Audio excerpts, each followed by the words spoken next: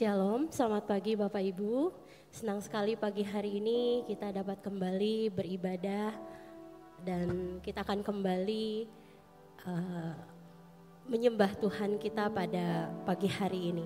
Mari saya undang Bapak Ibu untuk kita bangkit berdiri. Kita akan berdoa terlebih dahulu sebelum kita memulai ibadah pada pagi hari ini.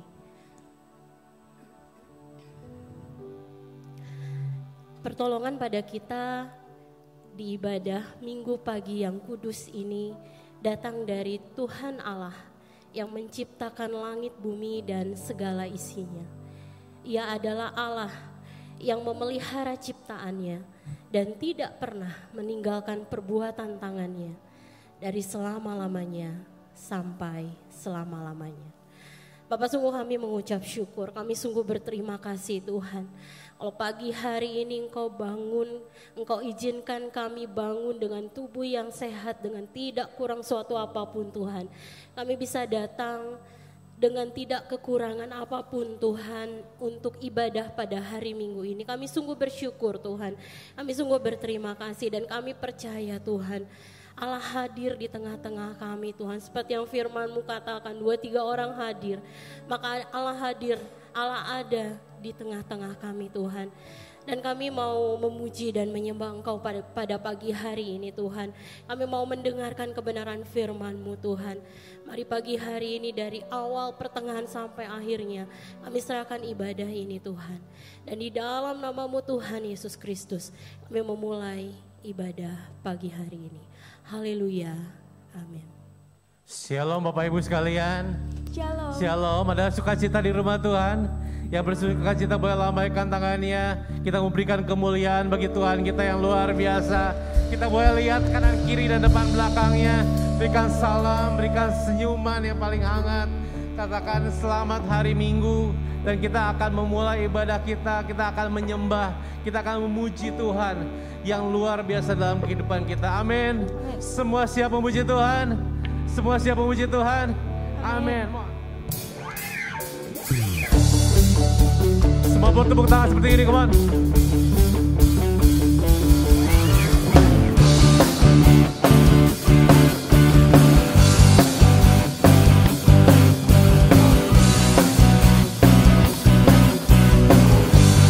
Semuanya katakan bersama-sama.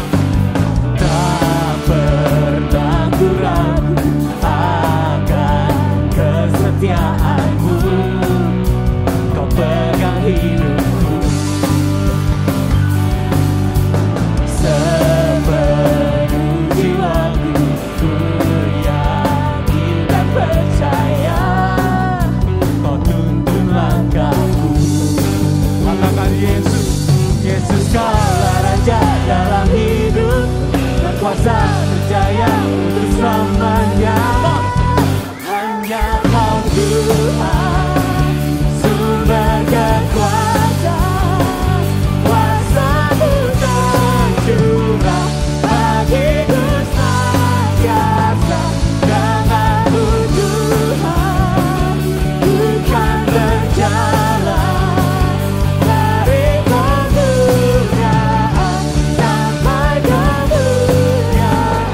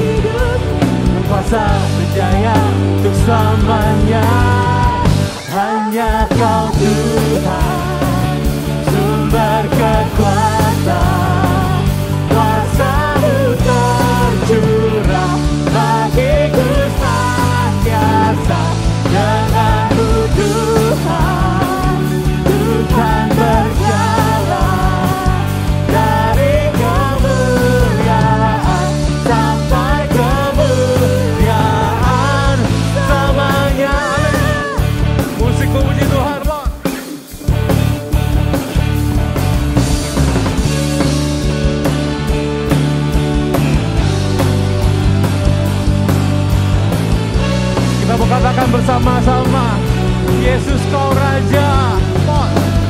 Yesus kaulah Raja dalam hidupku, berkuasa berjaya untuk selamanya. Yesus kaulah Raja dalam hidupku, berkuasa berjaya untuk selamanya. Semua hanya Kau Tuhan, kuasa-Mu tercurah bagiku senantiasa. Bukan berjalan dari kemuliaan sampai ke hanya Kau Tuhan, sumber kekuatan, kuasa-Mu Yesus bagiku senantiasa. Denganmu Tuhan, dari kemuliaan sampai kemuliaan selamanya.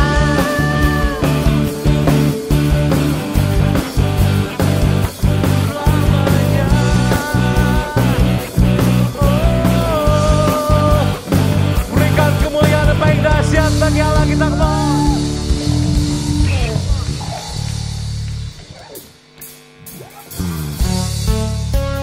Semua bertepuk tangan seperti ini, mohon.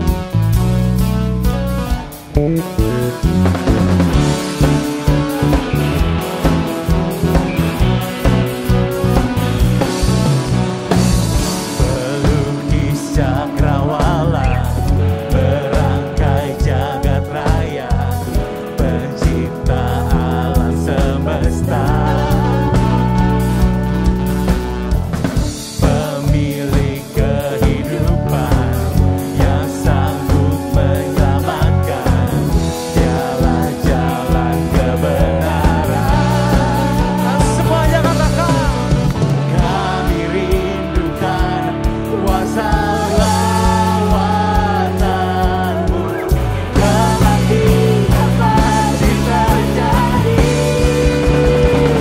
Oh, datanglah dan bertahta, kuat dan berkuasa, saat hati bersatu menaikkan pujian. Belenggu dipatahkan, mujizat dinyatakan.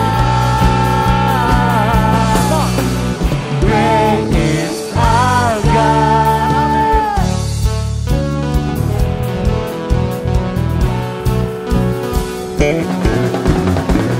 Pemilik kehidupan yang sanggup menyelamatkan, jalan-jalan kebenaran.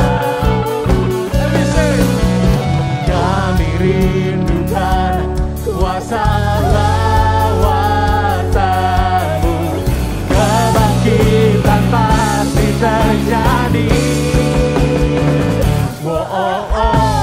Datanglah dan bertahta, kuat dan berkuasa, saat hati bersatu menaikkan pujian.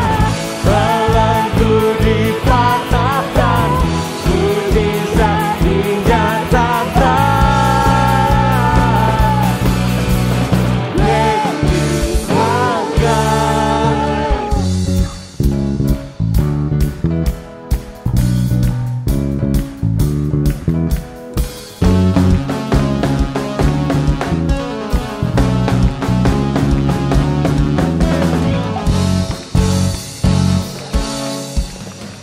Kita katakan bersama-sama, kami rindukan. Kami rindukan kuasa lawatan-Mu, kebangkitan pasti terjadi. Dan semuanya katakan. Datanglah dan bertahta, kuat dan berkuasa, saat hati bersatu menaikkan pujian. Belenggu dipatahkan, mujizat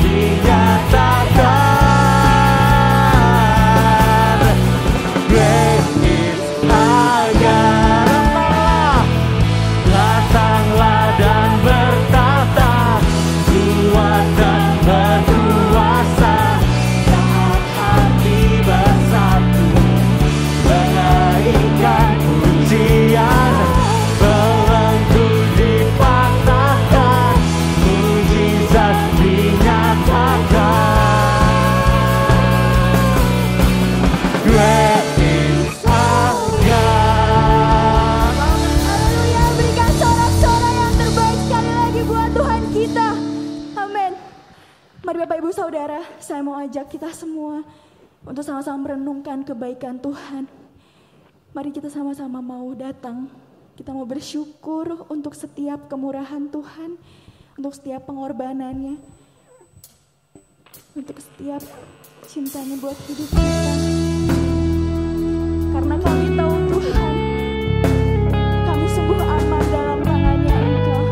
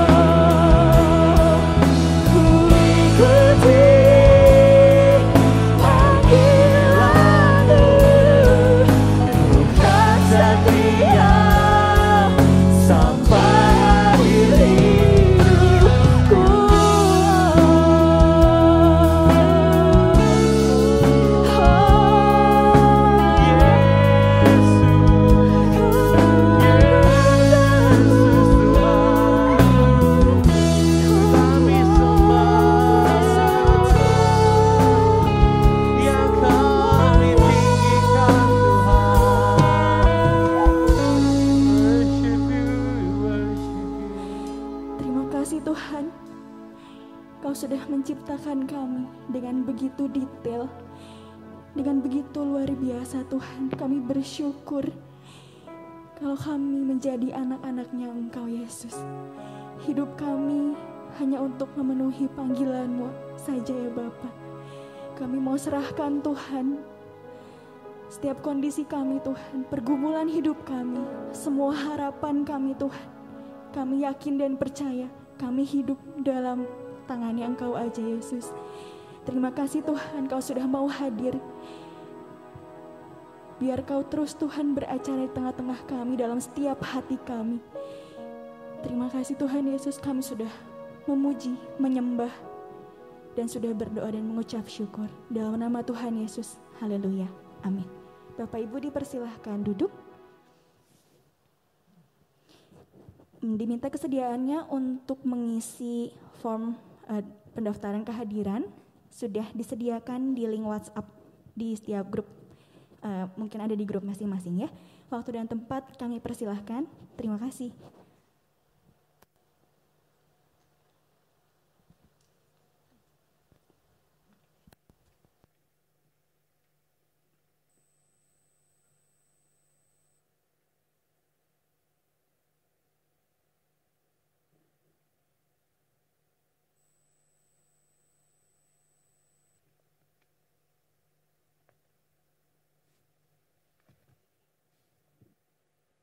Saudara-saudara yang kasih dalam Kristus Yesus, pagi hari ini kita akan bersama-sama berdoa untuk keluarga yang diberkati oleh Tuhan dengan putra-putri mereka. Puji Tuhan. Seperti saudara tahu bahwa Gereja Rehoboth tidak membaptis anak-anak, tetapi menyerahkan anak-anak ke dalam tangan Tuhan. Dan pada saat anak-anak itu, kedua orang tuanya datang untuk menyerahkan anaknya ke dalam tangan Tuhan, mereka datang dengan penuh kesadaran bahwa hanya Tuhan sajalah yang dapat memimpin, memberkati, memelihara anak mereka sebagai karunia Tuhan. Saudara, seperti firman Tuhan tertulis, Yesus sendiri berkata, biarlah anak-anak itu, janganlah menghalang-halangi mereka datang kepadaku. Sebab orang-orang yang seperti itulah yang empunya kerajaan surga. Dan setelah itu Yesus menumpang tangannya di atas anak-anak itu dan memberkati mereka. Nah saudara, kalau anak-anak kita sudah diserahkan pada Tuhan, ketahuilah bahwa pada saat itu Allah yang berkuasa akan memelihara mereka. Dan mereka adalah kepunyaan Tuhan. Oleh sebab itu, pada saat mereka dalam keadaan sakit atau apapun juga, keperluan apapun juga, janganlah sekali-kali dibawa kepada kuasa iblis, tetapi berdoalah kepada Tuhan yang mempunyai anak-anak kita ini, sehingga tangan Tuhan sajalah yang berkuasa untuk menolong mereka. Pada saat anak-anak kita sudah berumur 1,5-2 tahun, saudara dapat bawa mereka ke sekolah minggu, Victory Kids. Dan di sana ada guru-guru yang sudah dipersiapkan untuk mendidik mereka mengenal Tuhan, percaya Tuhan, dan menerima keselamatan dari Tuhan. Tapi mereka cuma 2 jam, saudara, 3 jam di sekolah minggu. Seluruh hidup anak-anak saudara itu ada di rumah 24 jam bersama-sama dengan kedua orang tua. Jadi untuk mendidik mereka mengenal Tuhan, itu tugasnya terutama adalah tugas dari orang tua. Bukan guru sekolah minggu. Guru sekolah minggu hanya membantu mengajar mereka tentang siapa Yesus itu. Tapi orang tualah yang memberi teladan supaya anak-anak kita semuanya adalah anak-anak yang sungguh-sungguh mengasihi Tuhan. Pada siang hari ini kita akan bersama-sama mendoakan. Saya undang ke depan anak Aileen Vival Uy dan anak Jordan Yonatan dengan orang tua Vela Kartika.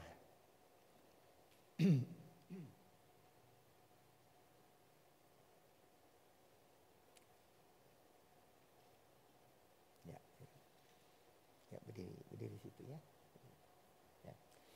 Selanjutnya saya undang untuk anak Tio Christine Sihombing dan Feli Karunia Juli Sihombing.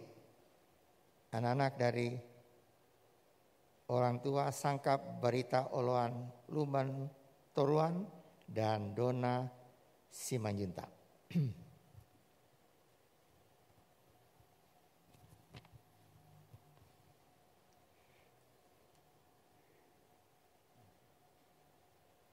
Mari saudara, saya undang untuk kita berdiri bersama-sama. Kita akan berdoa untuk anak-anak kita yang ada di depan.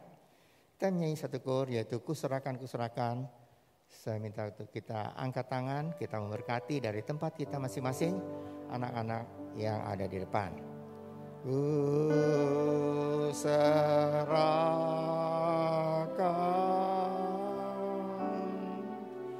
Kuserahkan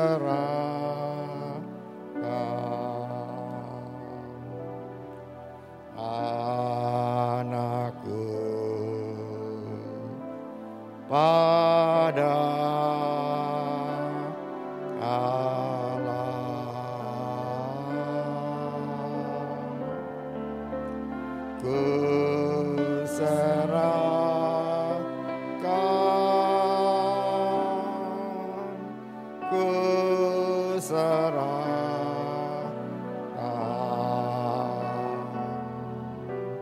Anakku pada Allah. Bapa kami dalam surga, yang kami sembah dalam nama Tuhan Yesus Kristus, hamba menyerahkan anak Aileen Vival Uy ke dalam tangan Allah Tritunggal yang Maha Kuasa. Allah yang berkuasa bukan atas hidupnya saja, tapi untuk seluruh keluarganya. Mari Tuhan, Kau sendiri yang akan memimpin anak Aileen ini Tuhan. Jadi anak yang takut akan Tuhan. Mari Tuhan, Kau sendiri tolong supaya anak ini boleh mengasihi Tuhan, menghormati orang tua, dan Tuhan menjadi berkat bagi sesama dimanapun dia berada. Terima kasih Bapa. Berkati orang tuanya supaya mereka boleh mendidik anak Aileen menjadi anak yang mengenal Tuhan, anak yang takut akan Tuhan. Terima kasih Bapa untuk berkat Tuhan. Kamu serahkan anak Jordan, Jonathan ke dalam tangan Tuhan. Mari Tuhan, Kau sediakan berkati dia Tuhan. Kami serahkan anak Jordan ke dalam tangan Allah Tritunggal yang Maha Kuasa. Dan bukan hanya anak ini, tetapi Tuhan, kedua orang tuanya juga ada dalam tangan Tuhan. Terima kasih Bapa, berkati supaya anak ini boleh menjadi anak yang sungguh-sungguh mengasihi Tuhan, menghormati orang tua, dan Tuhan jadi berkat dimanapun mereka berada. Terima kasih Bapa untuk berkat Tuhan. Percaya kuasa iblis tidak berhak lagi dalam kehidupan anak Jordan dan juga Aileen, karena mereka adalah milik Tuhan. Terima kasih Bapa. Kami berdoa untuk anak Tio Christine Sihombing, menserahkan ke dalam tangan Tuhan. Mari Tuhan, hamba-Mu dalam nama Allah Bapa, Anak dan Roh Kudus, kami berserahkan anak Tio Christine Sihombing ke dalam tangan Allah Tritunggal yang Maha Kuasa. Dan sepasang tangan yang tidak kelihatan itu bukan hanya memimpin, memberkati, memelihara anak ini, tetapi seluruh keluarga. Terima kasih Bapa untuk berkat Tuhan. Mari Tuhan, supaya kedua orang tuanya boleh mendidik anak ini menjadi anak yang takut akan Tuhan, mengasihi orang tua, menghormati orang tua, dan menjadi berkat dimanapun dia berada. Kuasa iblis tidak berhak dalam kehidupannya, karena dia adalah anak Tuhan. Dia adalah milik Tuhan. Terima kasih Bapa untuk berkat Tuhan. Kami berdoa Tuhan untuk anak Felin Karunia Siombing. Mari Tuhan, dalam nama Allah Bapa, Anak, dan Roh Kudus, kami menyerahkan dia ke dalam tangan Allah Tritunggal yang Maha Kuasa, yang berkuasa bukan hanya kehidupan anak ini, tapi untuk seluruh keluarganya. Mari Tuhan, Kau berkati kedua orang tuanya, supaya mereka Tuhan boleh mendidik anak ini Tuhan, menjadi anak yang takut akan Tuhan, anak yang mengasihi Tuhan, dan menjadi berkat dimanapun dia berada. Nah, saat ini kuasa iblis tidak berhak lagi dalam kehidupan anak ini, karena dia adalah milik Tuhan. Terima kasih Bapa untuk berkat Tuhan. Percaya Tuhan, Engkau sudah mendengar doa kami, karena saat ini Tuhan, keempat anak ini mereka sudah diserahkan ke dalam tangan Tuhan, dan mereka berempat adalah milik Tuhan. Terima kasih Bapa untuk berkat Tuhan. Percaya Tuhan, Kau sudah mendengar doa kami.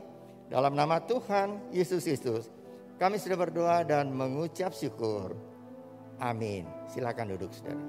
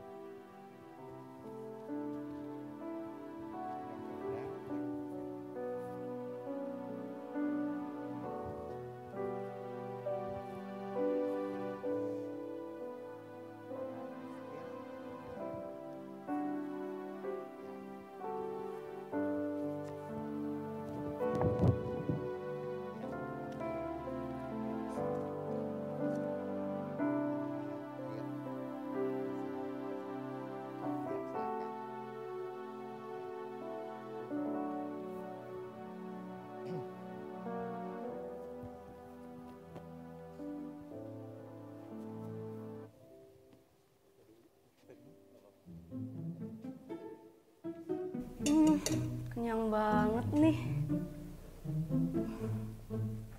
Tapi kayaknya mau lihat-lihat lagi deh.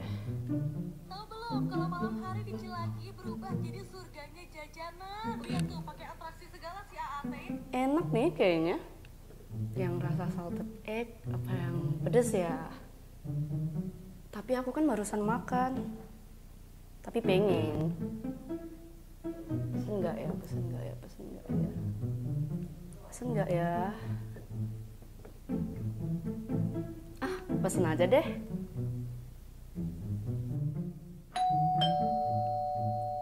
Udah dateng nih.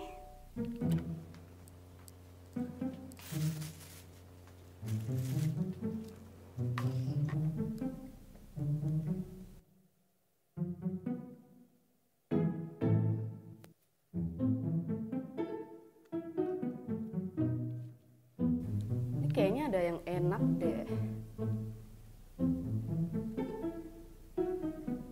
Beli lagi ah.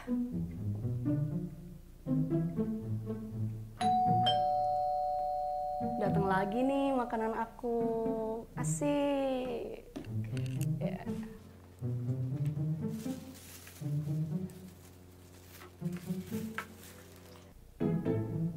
Terkadang kita tidak menyadari bahwa kerakusan sudah menjadi bagian dari kehidupan kita sebagai orang percaya. Oleh sebab itu, Biblical Night akan memberikan penjelasan tentang apa itu kerakusan, mengapa kerakusan disebut sebagai dosa, dan bagaimana caranya agar tidak terjatuh dalam kerakusan. Kamis, 20 Oktober 2022, pukul 7 malam via Zoom Meeting. Tuhan Yesus memberkati.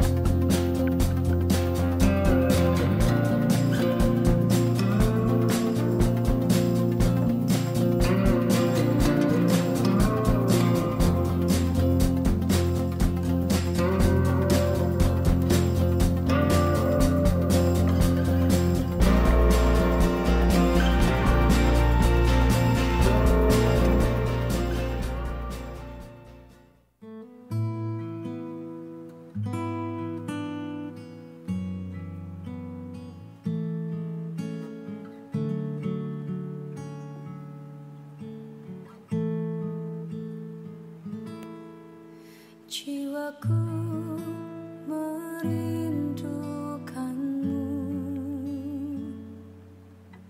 ya Allah yang hidup. Jiwaku haus kepadamu, ya Allah. Shalom, selamat pagi Bapak Ibu. Mari saya undang untuk kita kembali berdoa untuk firman Tuhan. Mari kita berdoa. Tuhan, terima kasih sekali lagi Tuhan untuk kesempatan ibadah yang Kau berikan buat setiap kami pada pagi hari ini Tuhan. Mari sebentar Tuhan, kami mau mendengarkan sebagian daripada kebenaran firman-Mu.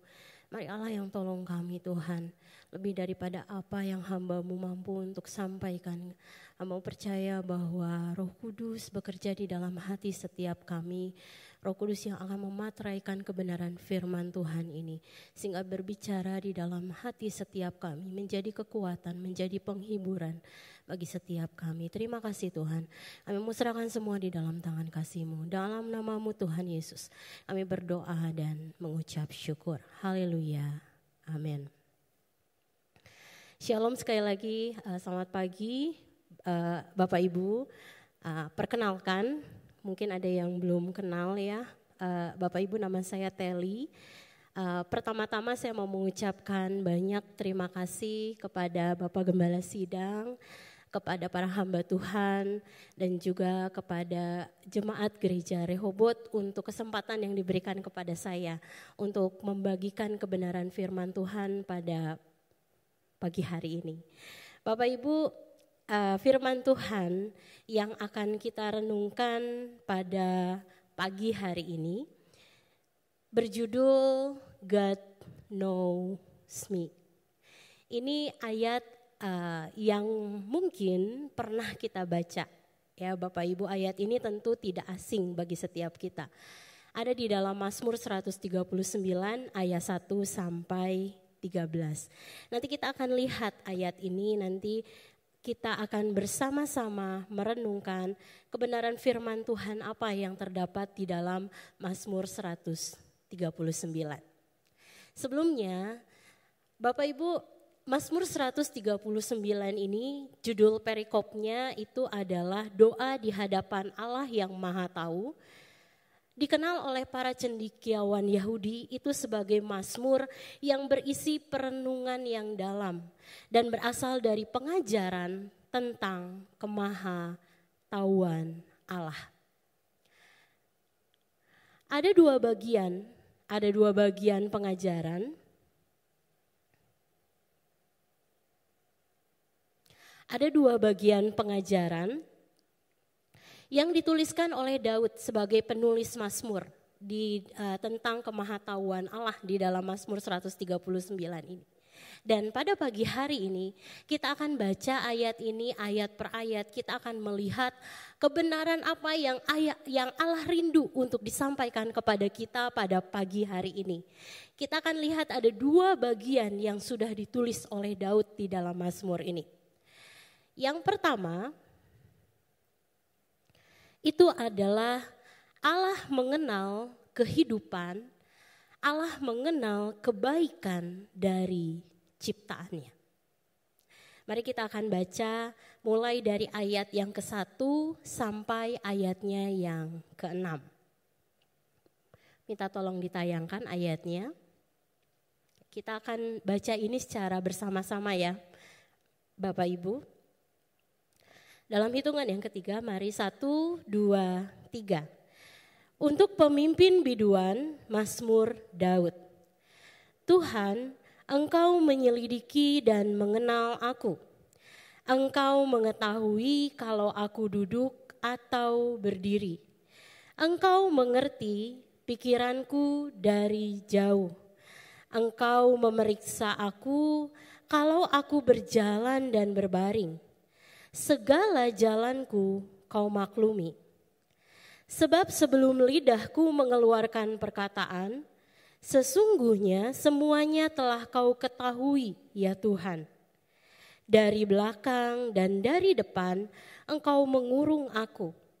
dan engkau menaruh tanganmu ke atasku. Terlalu ajaib bagiku pengetahuan itu, terlalu tinggi, tidak sanggup aku mencapainya. Bapak Ibu, pada masa pemerintahan Daud, di mana Mazmur ini dituliskan, banyak orang Israel tidak menyembah kepada Allah, tetapi mereka menyembah kepada berhala atau dewa-dewa asing. Di dalam rangkaian doa, kalau kita perhatikan, ini sebenarnya adalah rangkaian doa. Tetapi di dalam doa ini berisi pengajaran Daud tentang kemahatauan Allah. Daud sebenarnya bermaksud untuk menggambarkan Allah yang ia sembah dan yang juga seharusnya Israel sembah itu sebagai Allah yang berbeda. Daud ingin menunjukkan karena begitu banyaknya penyembah-penyembah berhala pada saat itu, termasuk orang-orang Israel. Daud ingin menunjukkan bahwa Allah yang dia sembah adalah Allah yang berbeda, sebab Allah yang Daud sembah adalah Allah yang maha mengetahui manusia ciptaannya lebih daripada pengetahuan yang dimiliki oleh raja-raja atau dewa-dewa terhadap rakyat dan manusia. Kalau berhala yang mereka sembah tidak mungkin memiliki pengetahuan tentang ciptaan. Raja Daud sebagai raja, sebagai penguasa, bisa jadi dia mengetahui kondisi tentang rakyatnya. Tetapi apa yang Daud miliki itu hanya sebagai informasi saja. Dan mungkin tidak semua dia tahu tentang rakyatnya. Dan Daud ingin menggambarkan hal ini Bapak Ibu. Jika kita perhatikan, pada ayat 1, di sini dituliskan demikian. Tuhan, engkau menyelidiki dan mengenal aku. Kata pertama yang dituliskan oleh Daud di sini yang menggambarkan Allah adalah engkau menyelidiki. Bapak Ibu, kata menyelidiki yang di dalam bahasa Inggrisnya adalah search, itu bukan berarti bahwa pengetahuan Allah tentang ciptaannya hanya sekedar informasi saja. Pengetahuan yang Allah miliki tentang ciptaannya bukan seperti ketika kita search di Google, kita cari identitas seseorang, muncul nama, nomor telepon, dan lain sebagainya. Kata menyelidiki di sini memiliki pengertian bahwa pengetahuan Allah tentang ciptaannya berasal dari hubungan antara Allah dan ciptaannya. Jadi ini yang perlu kita ingat Bapak Ibu, ini yang perlu kita ketahui terlebih dahulu. Ketika Allah menyelidiki umatnya, itu bukan berarti pengenalan Allah akan umatnya itu hanya sekedar informasi saja. Tetapi itu berasal dari sesuatu yang jauh lebih dalam. Dan itu adalah hubungan antara Allah dan ciptaannya.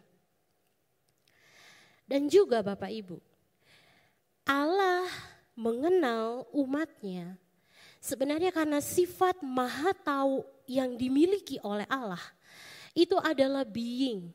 Itu adalah demikian adanya Tuhan. Itu adalah memang Allah itu seperti itu. Jadi sekali lagi di sini kita bisa mengetahui bahwa Allah yang kita sembah adalah Allah yang mengenal, yang menyelidiki umatnya sebagai Allah yang maha tahu, yang memang demikian adanya Allah. Bapak Ibu, kemudian kita lihat selanjutnya. Ada di dalam ayat yang kedua. Tadi kita sudah baca ayat yang ke-1 ya. Selain kata menyelidiki, ada kata mengenal di situ, betul ya Bapak Ibu. Kata mengenal di dalam ayat yang ke-1 Itu sama dengan kata mengetahui di dalam ayat yang kedua. Ayat kedua berkata seperti ini. Engkau mengetahui kalau aku duduk. Engkau mengetahui kalau aku berdiri. Engkau mengerti jalanku dari jauh. Ada kata mengetahui di sini. Dan kata mengenal dan kata mengetahui yang ada di ayat kedua ini, itu sama di dalam bahasa aslinya. Bapak Ibu, kata mengetahui ini sebenarnya kalau dilihat ya, ditulis oleh Daud itu sebanyak 7 kali. Di dalam 6 pasal yang tadi kita baca. Mengapa Daud harus mengulang-ulang kata ini?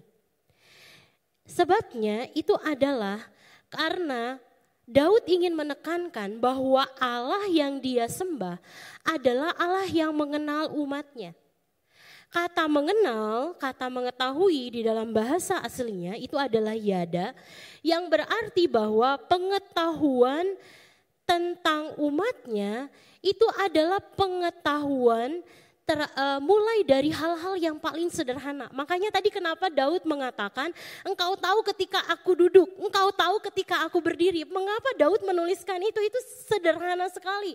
Tapi Daud ingin mengatakan bahwa Allah yang dia sembah, Allah yang seharusnya bangsa Israel sembah, itu adalah ya Allah yang mengetahui hal-hal yang sederhana.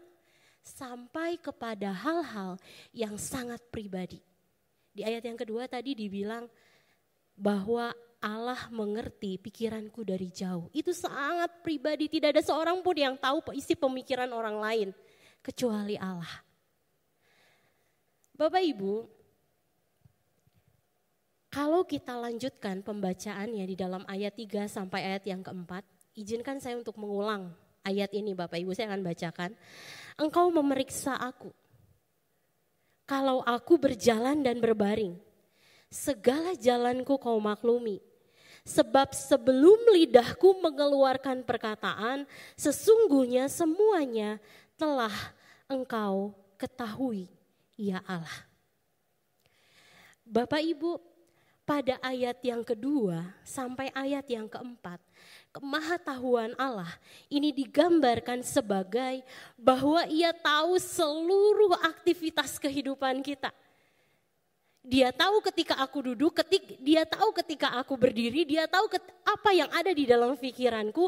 Allah tahu apa yang akan aku katakan jauh sebelum aku mengeluarkan perkataan-perkataan itu.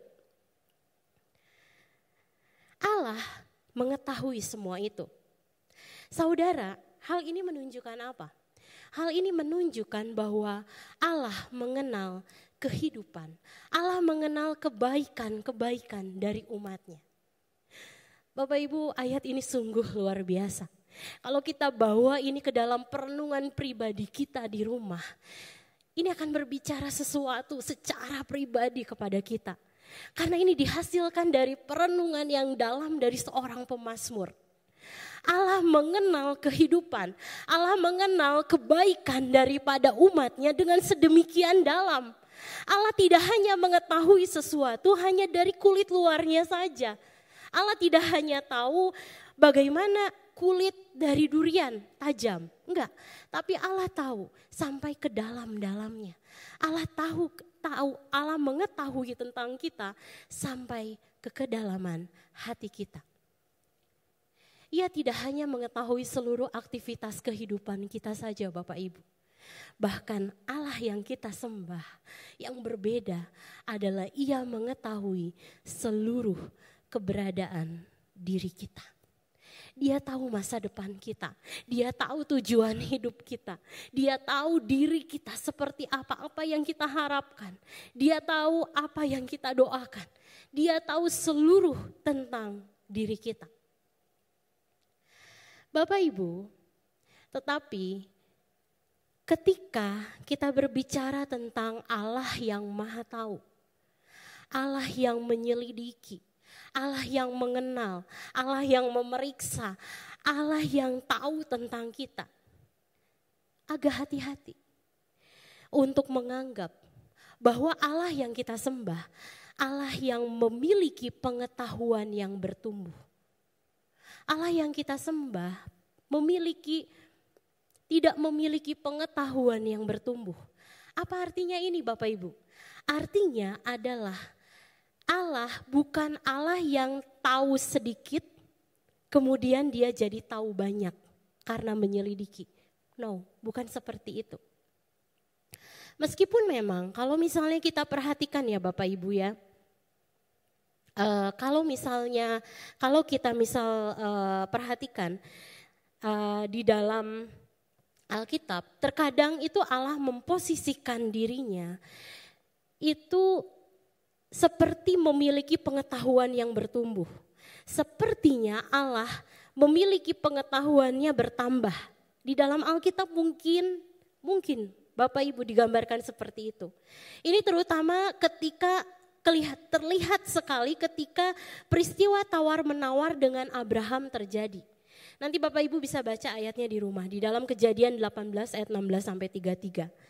Tapi kalau misalnya kita perhatikan di dalam Kejadian 18 ayatnya yang ke-24, ketika Abraham dia tawar-menawar dengan Allah, Abraham berkata demikian, bagaimana sekiranya ada 50 orang benar. Jadi ini cerita tentang ketika Allah akan menghukum Sodom dan Gomora. Allah kemudian dia memberitahukan apa yang menjadi rencananya kepada Abraham. Dan Abraham tahu bahwa Allah akan menghukum Sodom dan Gomora. Kemudian Abraham bertanya kepada Allah, bagaimana sekiranya ada 50 orang benar di dalam kota itu. Bapak Ibu, ketika Abraham bertanya seperti itu kepada Allah, menurut Bapak Ibu, Allah sebenarnya tahu enggak berapa jumlah orang yang benar di dalam kota Sodom? Allah tahu enggak? Tahu ya Bapak Ibu ya? Dia tahu karena dia maha tahu.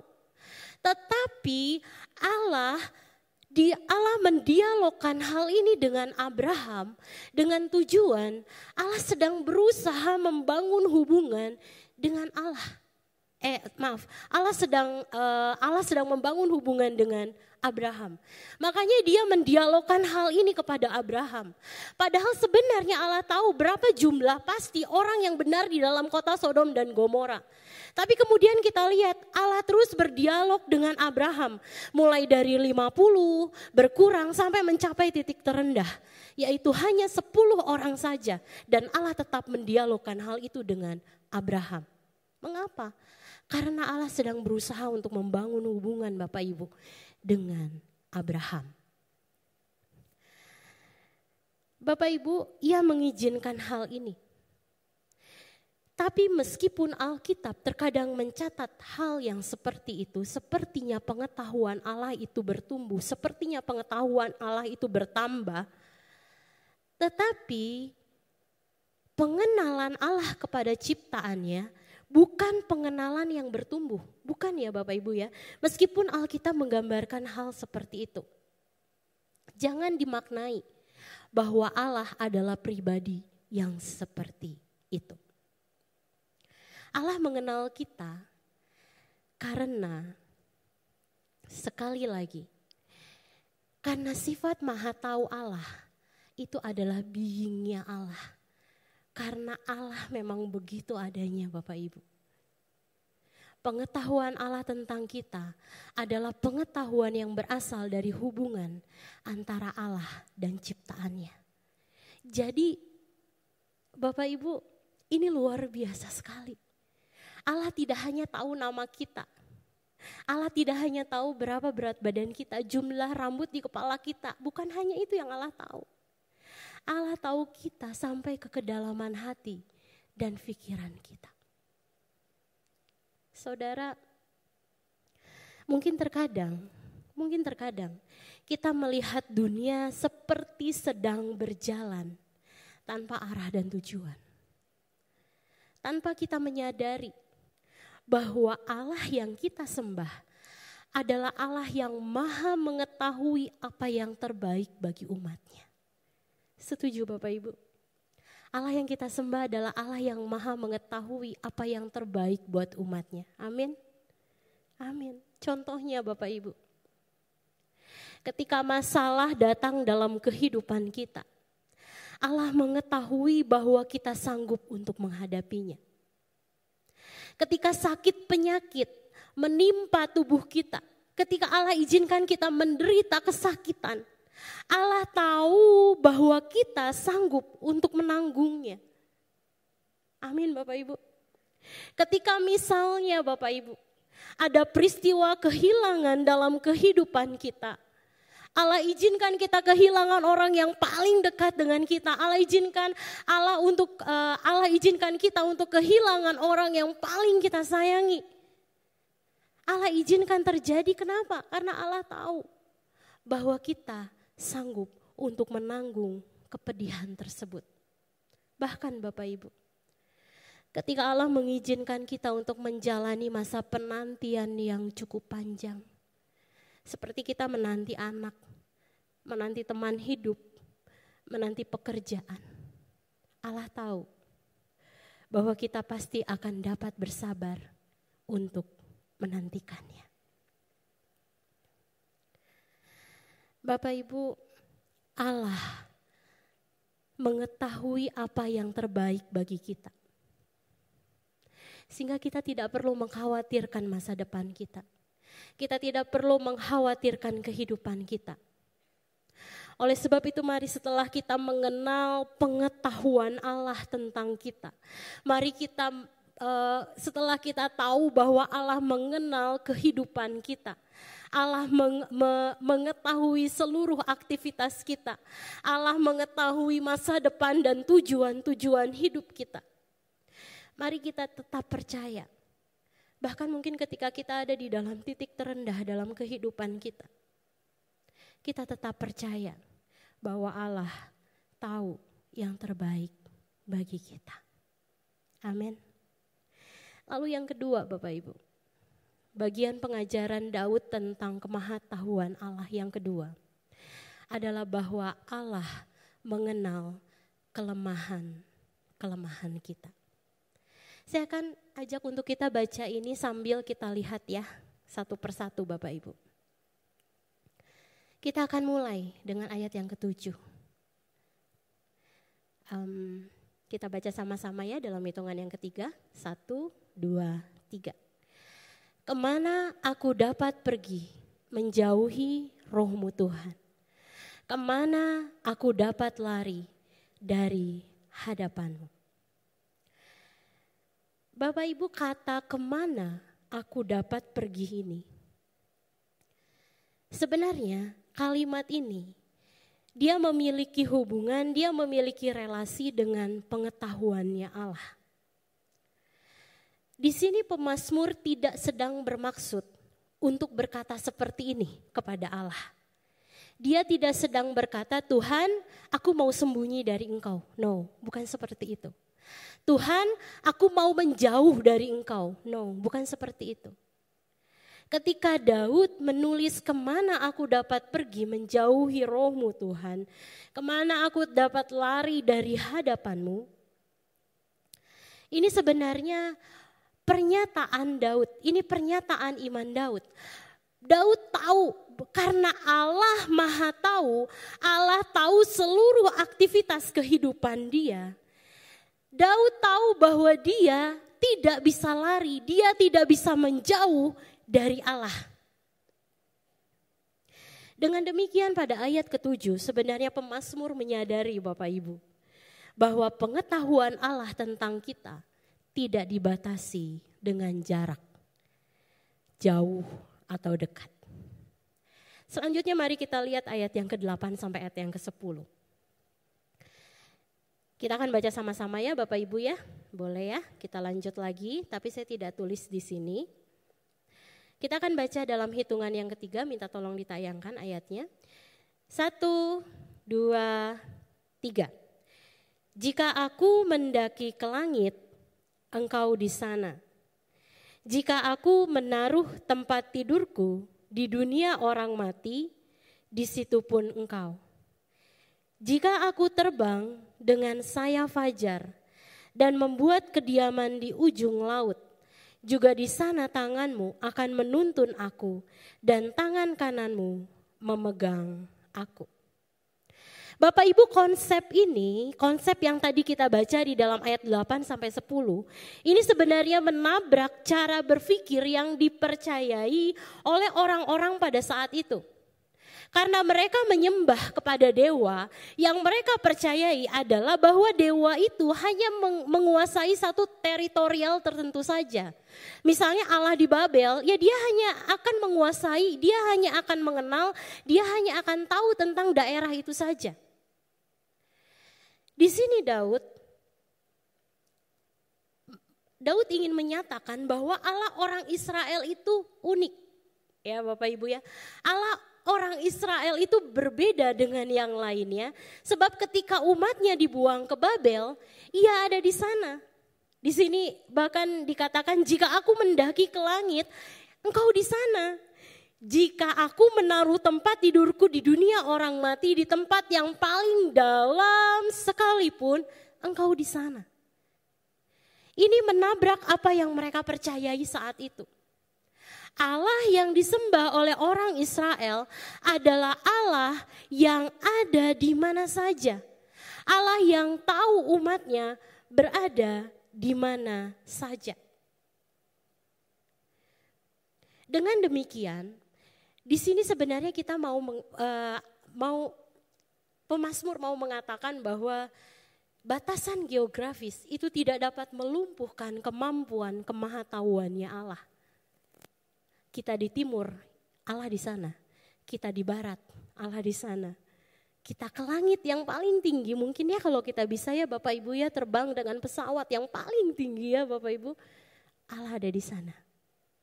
Di sini mau mengatakan batasan geografis tidak melumpuhkan kemampuan kemahatauannya Allah.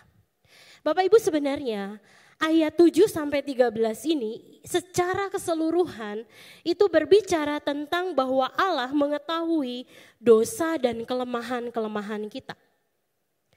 Dan penjelasannya bisa kita lihat di dalam ayat yang ke-11. Di sini dikatakan seperti ini, jika aku berkata biarlah kegelapan saja yang melingkupi aku dan terang sekelilingku menjadi gelap. Kegelapan yang dimaksud di sini itu berbicara tentang dosa. Ini berbicara tentang kelemahan-kelemahan kita, ya.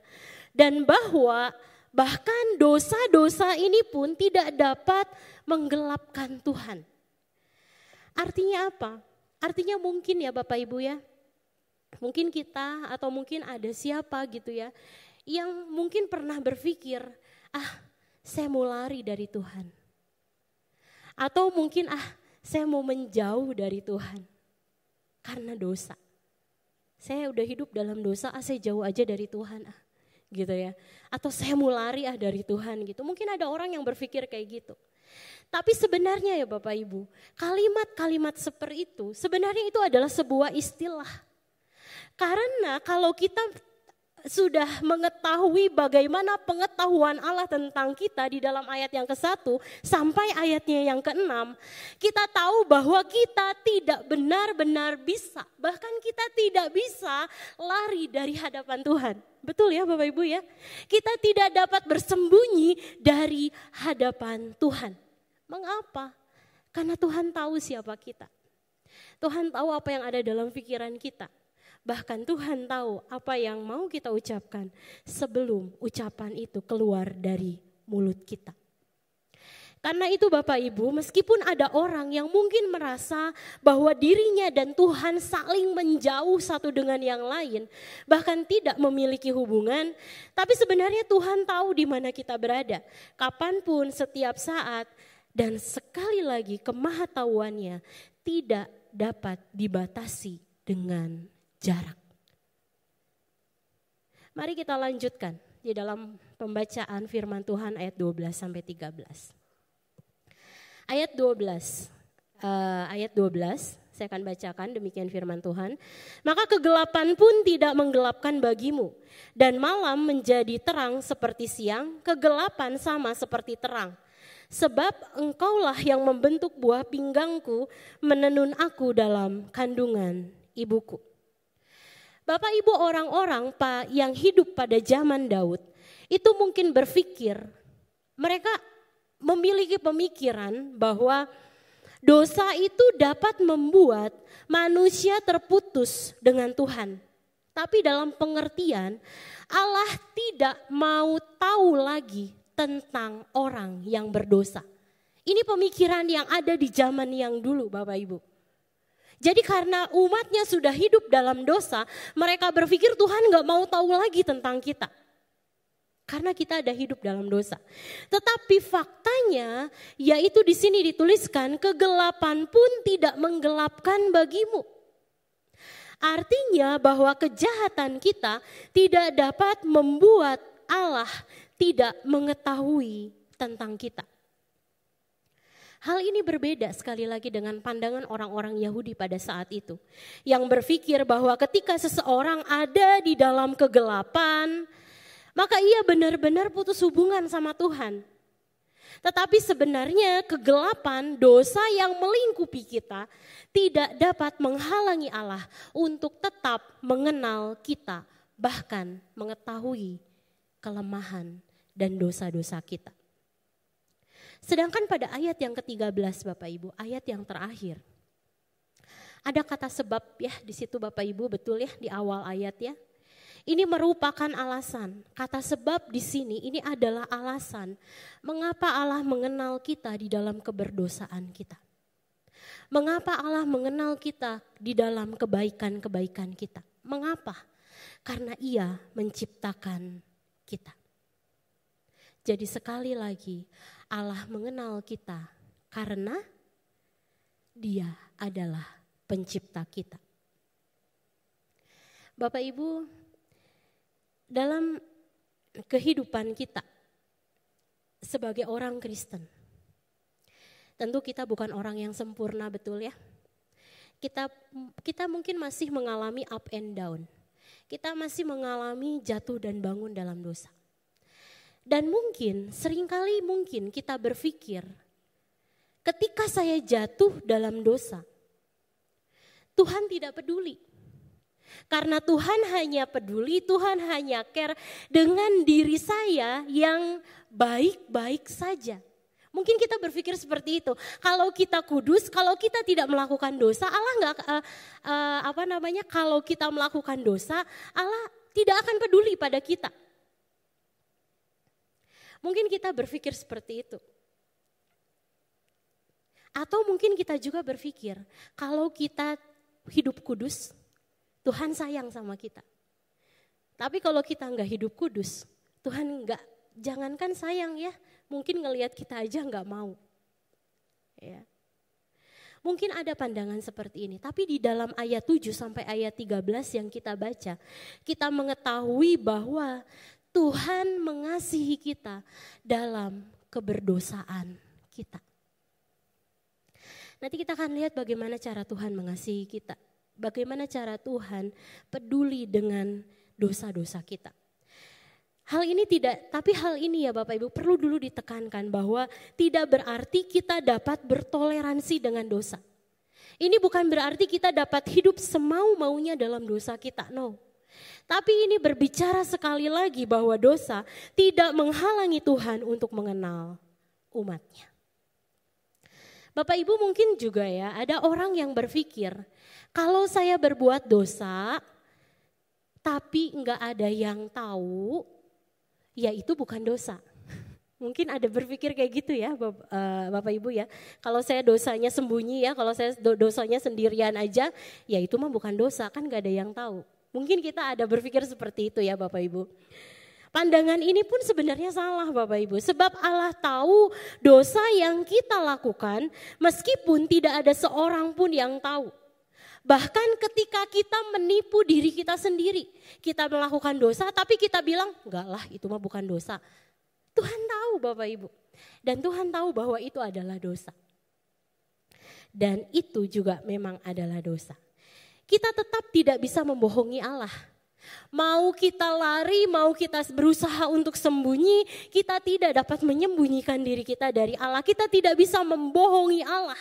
Karena Allah mengenal kita, karena Allah tahu siapa kita. Kita tidak bisa lari dari pengetahuan Allah tentang ciptaannya. Bahkan dosa-dosa yang kita tutupi agar terkesan baik. Bapak Ibu, misalnya melayani. Ketika kita melayani, kita melakukan tindakan memberi. Atau kita melakukan tindakan kasih lainnya Bapak Ibu. Yang kita lakukan untuk Tuhan. Dan orang melihat itu adalah baik.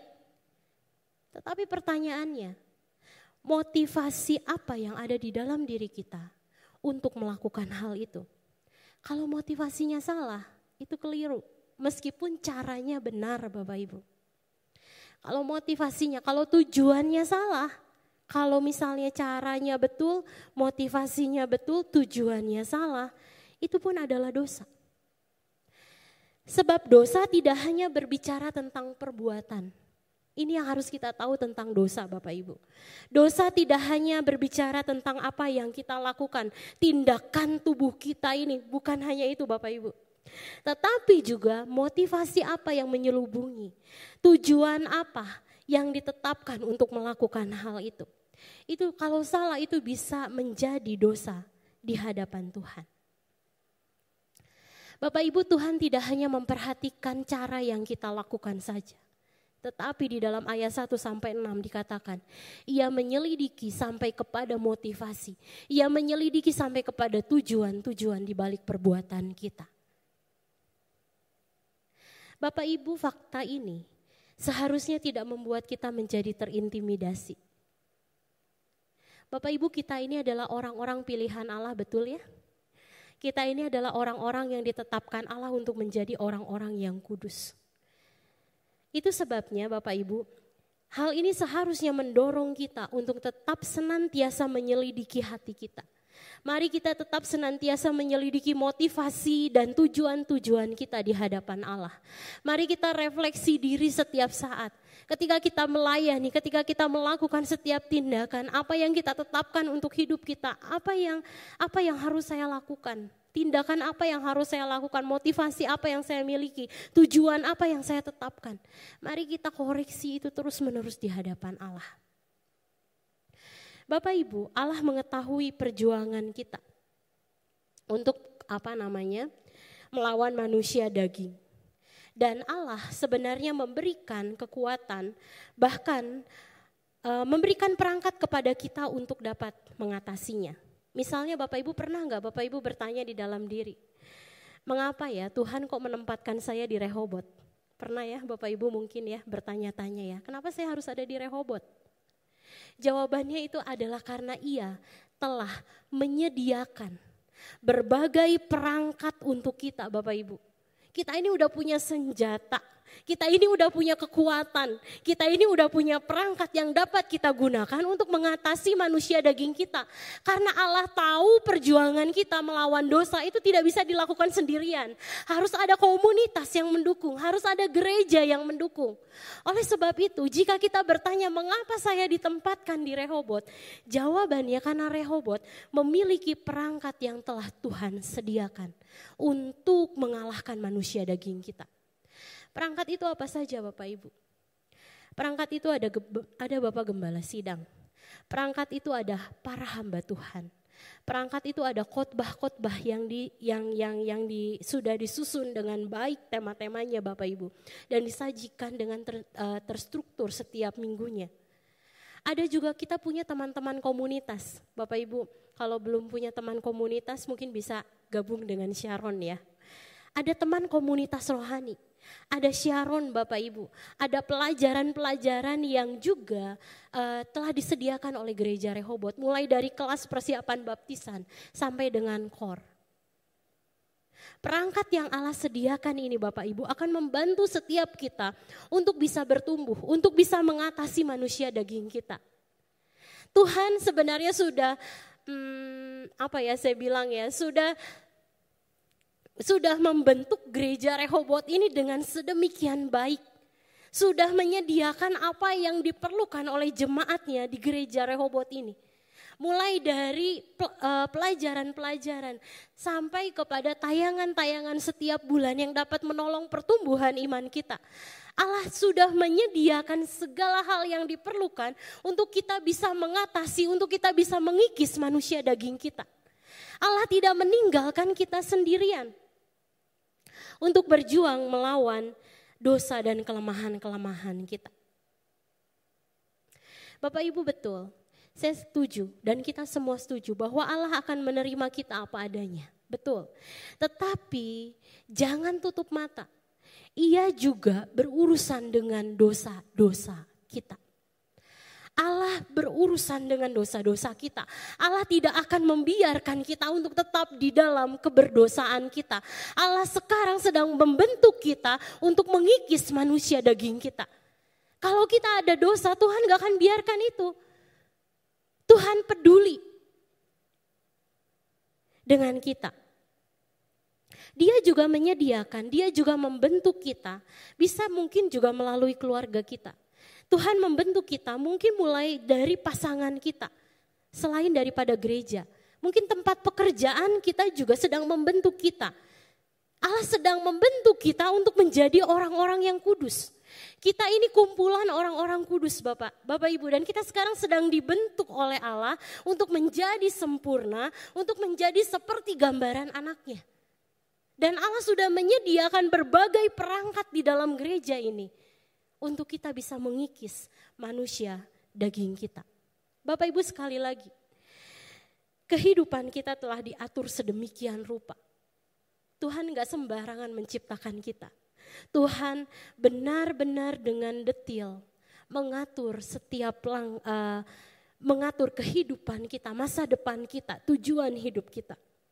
Ia menempatkan kita di mana kita berada di mana kita berada saat ini, di dalam relasi yang sedang kita jalani saat ini, sekali lagi untuk membentuk kita menjadi orang-orang yang kudus. Dengan demikian, karena Allah mengetahui kelemahan-kelemahan kita, maka mari senantiasa periksa hati kita. Mari periksa cara kita, periksa motivasi kita, periksa tujuan kita, perbuatan saat perbuatan itu dilakukan. Dengan tujuan apa? Dengan tujuan agar kita tidak terjebak dalam dosa. Dan dengan kekuatan melalui perangkat-perangkat di dalam gereja yang sudah Allah sediakan bagi kita untuk mengalahkan manusia daging kita. Mari kita juga bertumbuh menjadi umat Allah yang kudus. Dengan demikian, sama seperti Daud mengenal kemahatauan Allah. Bapak Ibu, mari kita percaya bahwa God knows me. Itu berita menggembirakan bagi setiap kita. Allah mengenalku. Allah mengenal kehidupanku. Allah mengenal kebaikan-kebaikanku. Allah juga mengenal kelemahanku. Demikian firman Tuhan hari ini. Mari kita berdoa. Tuhan, terima kasih Tuhan untuk firman yang begitu indah yang sudah Engkau berikan bagi setiap kami Tuhan pada siang hari ini Tuhan. Kami bersyukur kami punya Allah yang mengenal kami sedemikian dalam.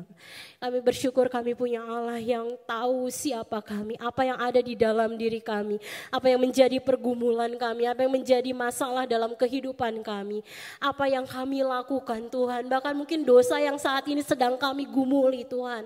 Kami tahu Engkau peduli dengan itu dan Engkau akan menolong kami untuk bebas dari kedagingan itu Tuhan.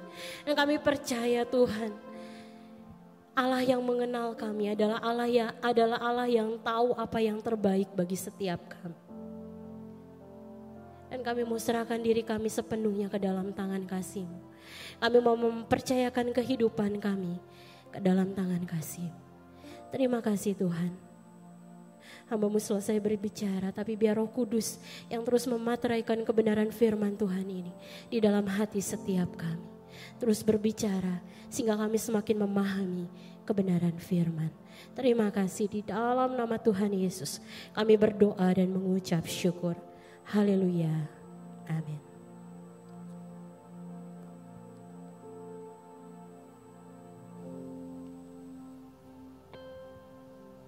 Ya, puji Tuhan, saudara, kita sudah mendengar firman Tuhan pada pagi hari ini sangat jelas menerangkan bahwa Allah sangat memperhatikan kita pribadi demi pribadi. Allah tidak menciptakan kita menjadi satu. Sewaktu Allah menciptakan kita adalah produksi massal. Tidak, saudara. Allah mengetahui pribadi demi pribadi. Tentu apa yang menjadi persoalan kita, pribadi demi pribadi juga diketahui oleh Allah.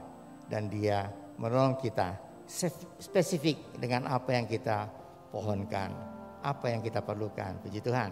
Baik saudara, sebelum kita akan tutup dengan doa,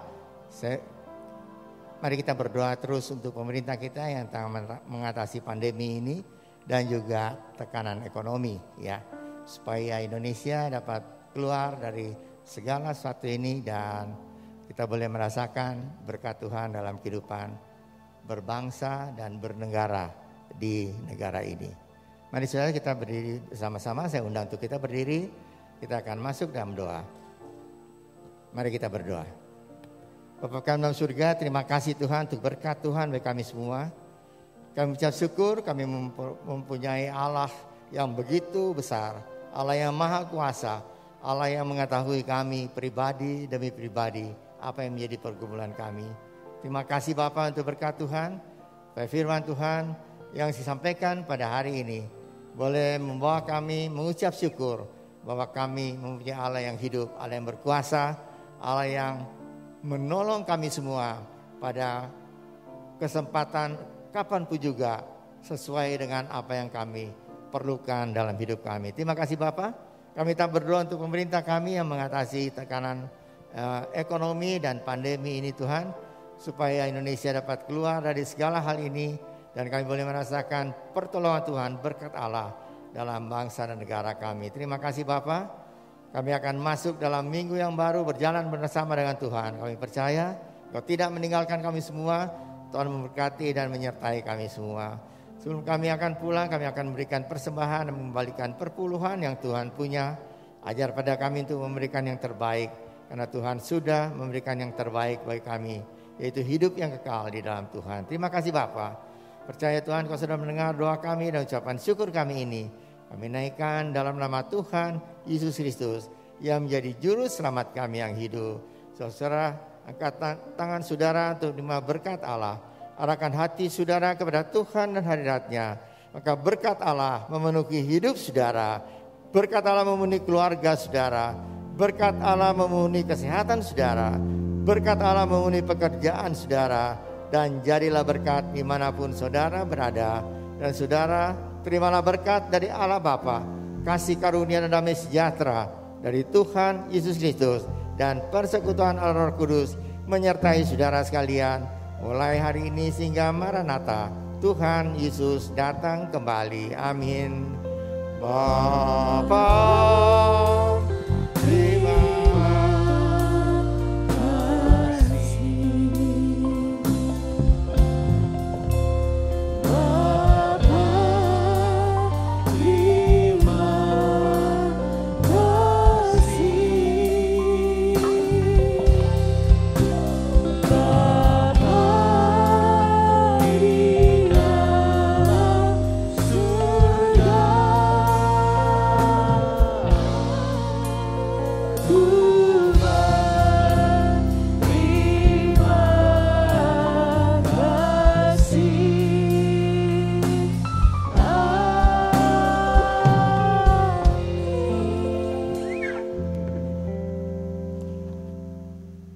Selamat hari Minggu, Tuhan Yesus memberkati.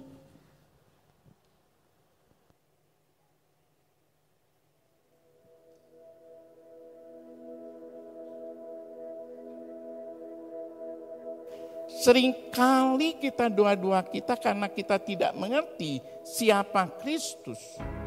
Maka seringkali kita menganggap Kristus itu harus menurut kemauan kita. Coba saudara renungkan. Tetapi saudara, kalau kita mengerti kehendak Kristus, maka kita tahu apa maunya Tuhan di dalam kehidupan kita. Oleh karena itu kita harus tahu siapakah Kristus di dalam kehidupan kita ini. Siapa yang mau kita senangkan? Mau menyenangkan Allah atau mau menyenangkan manusia? Hamba-hamba Tuhan melayani Tuhan tentu untuk menyenangkan hati Tuhan. Ya, maaf kalau saudara tersinggung misalnya pagi ini. Wah, firman Tuhannya nyinggung saya, bukan. Ya, karena ini memang firman Tuhan.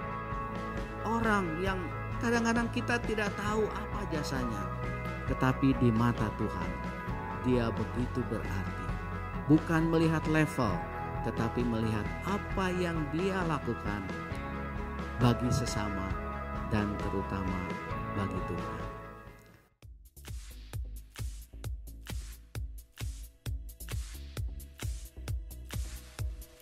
Tapi kalau kita mempunyai iman yang lebih mendalam dan mengerti, maka kita tahu bahwa seperti firman Allah berkata, Tuhan akan menyatakan kemuliaan yang lebih lagi dari sebelumnya. Bukan hanya sekedar sakit sembuh, tetapi meninggal, mati, dan bangkit. Kemuliaan lebih lagi. Tuhan bilang, aku itu menciptakan kamu untuk berkuasa di bumi. Seperti kejadian tadi. Kemudian taklukkanlah semua itu. Tuhan kasih kita kemampuan enggak? Tuhan lengkapi kita dengan kemampuan, potensi yang luar biasa kalau kita menyadari itu. Tuhan sudah rancangkan masa depan yang penuh harapan buat kita.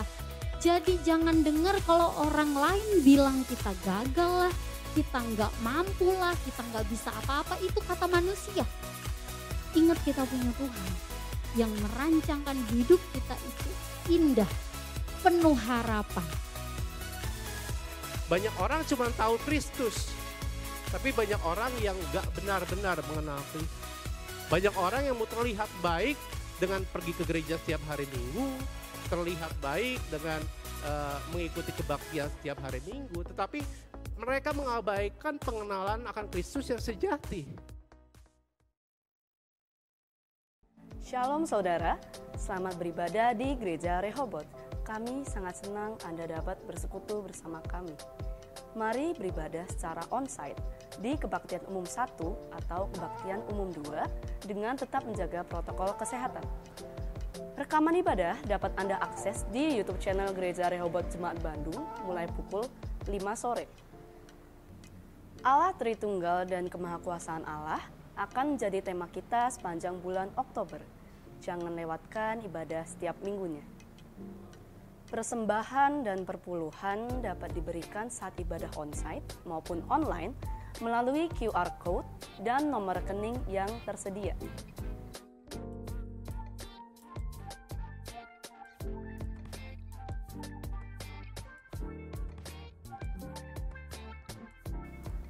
Keluarga Allah, mari senantiasa bersekutu, mempelajari firman Tuhan, dan semakin bertumbuh setiap harinya. Tuhan Yesus memberkati.